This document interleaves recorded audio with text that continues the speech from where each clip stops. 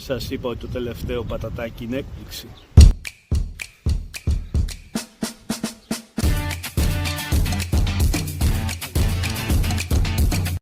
Αλόχα! Καλώς ήρθατε σε ακόμα ένα βιντεάκι σε αυτό το κανάλι. Και σήμερα, εδώ στη σκιά της Παναγιάς και στο σπηλιώτη σας, θα δοκιμάσουμε πατατάκια από Δανία και Αίγυπτο. Για πάμε να δούμε ποιος θα νικήσει. Τα πρώτα που θα δοκιμάσουμε είναι κρεμμύδια και sour cream. Πάμε να δούμε τι θα δούμε. Χάρτινη συσκευασία, θεωρητικά ανοίγει εύκολα, αλλά για μένα μιλάμε. Τα καταφέραμε, τα ανοίξαμε. Για πάμε να δούμε. Έλα, ένα καλό κομμάτι θέλω να πιάσω. Πάμε να δοκιμάσουμε να δούμε τι λέει.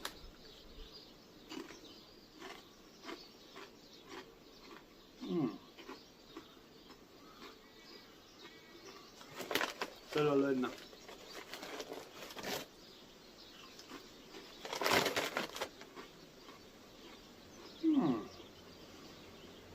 Στην αρχή βλέποντάς τα νόμιζα ότι είναι κάπως σκληρά.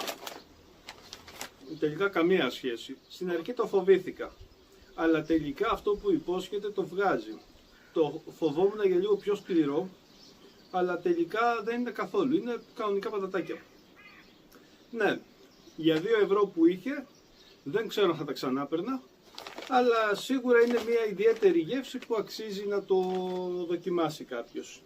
Για εμένα θα πάρει ένα 9 στα 10, γιατί αυτό που γράφει είναι. Πάμε στα επόμενα.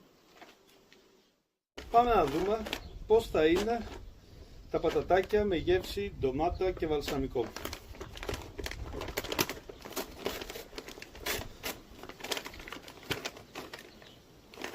Νομίζω ότι βγαίνει μια γεύση σαν κέτσαπ. Θα ανοίξω λίγο καλύτερα.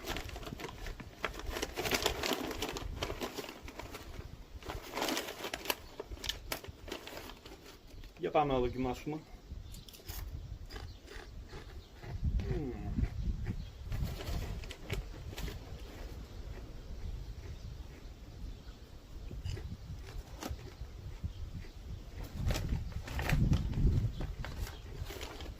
Είναι λιγότερο έντονα από τα προηγούμενα, να πω την αλήθεια, αλλά παρόλα αυτά είναι αρκετά καλή η γεύση τους.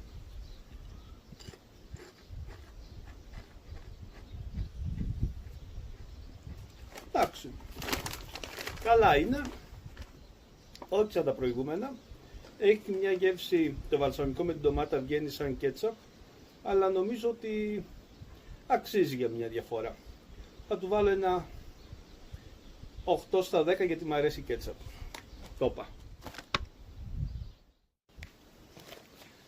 Και πάμε και στο τελευταίο από Δανία. Αυτό έχει γεύση θαλασσινό αλάτι και μαύρο πιπέρι. Για πάμε να δούμε τι θα δούμε.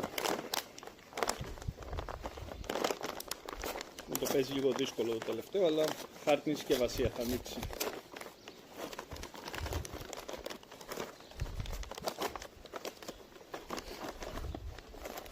Και πάμε να το δοκιμάσουμε.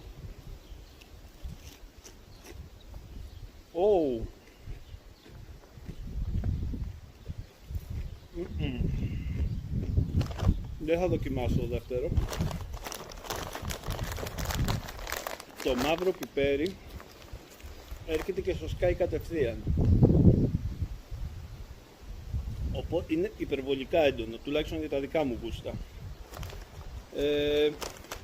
Ενώ το αλάτι αφήνει μια επίγευση, το μαύρο πιπέρι είναι πάρα πολύ έντονο. Για μένα, που είναι μακριά από τις δικές μου γεύσεις, θα πάρει ένα ωραιότατο 5 στα 10 και είμαι και επικέστατος. Σε κάποιον που του αρέσει το μαύρο πιπέρι, ενδεχομένως να είναι μια καλή επιλογή.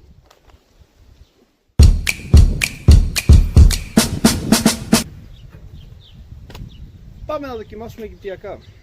Το πρώτο αιγυπτιακό σνακ που είναι τυρί με κρεμμύδι.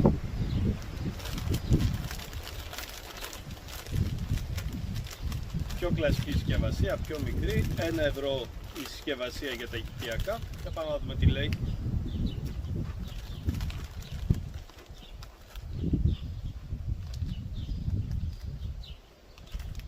Το Το κίτρινο τυρί βγαίνει έντονα. Το κρεμμύδι αγνοείται.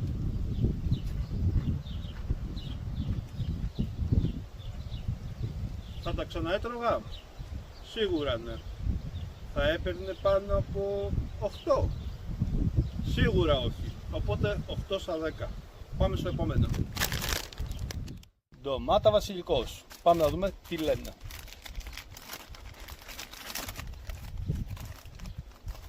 Έχει ένα χρώμα όπως το περίμενα.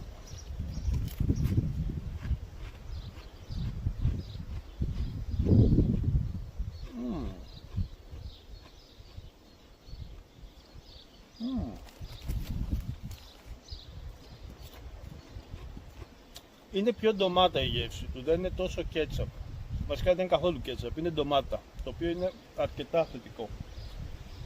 Ναι, για εμένα ένα 9 στα 10.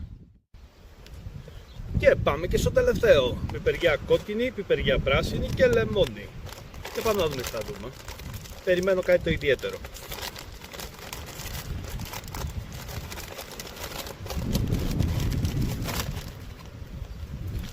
Οκ. Για πάμε να δοκιμάσουμε.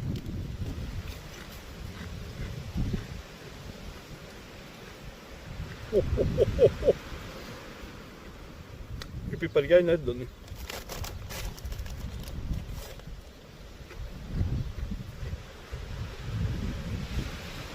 Έχει μια ελαφρά καυτεράδα που πάει να βγει, αλλά τελικά το μετανιώνει και σου λέει άσο να το χαρεί. Είναι ιδιαίτερα. Δεν νομίζω ότι θα τα ξανά έπαιρνα και αυτό έχει μόνο 1 ευρώ.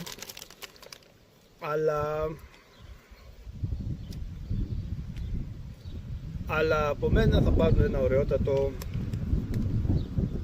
6 στα 10 και συγγνώμη.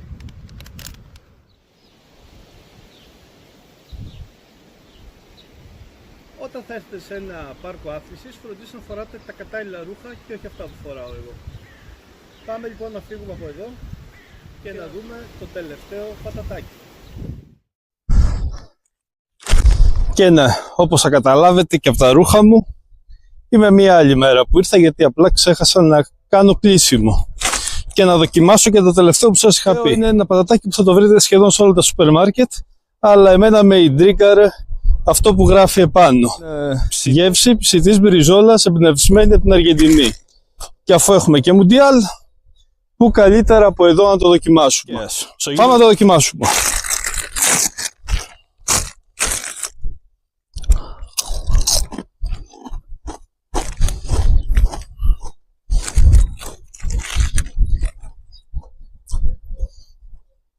Το πρώτο είναι μια αρκετά ήπια, έτσι, σου αφήνει μια πολύ ήπια γεύση.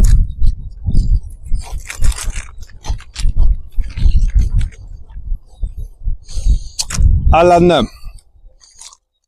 από μένα θα το ήθελα λίγο πιο έντονο, αλλά από μένα είναι ναι, ένα 9 στα 10.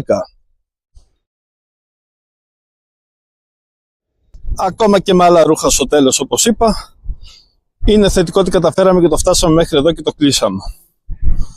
Θέλω να σας ευχαριστήσω που κάτσατε μέχρι αυτό το σημείο του βίντεο και ως την επόμενη φορά, bye!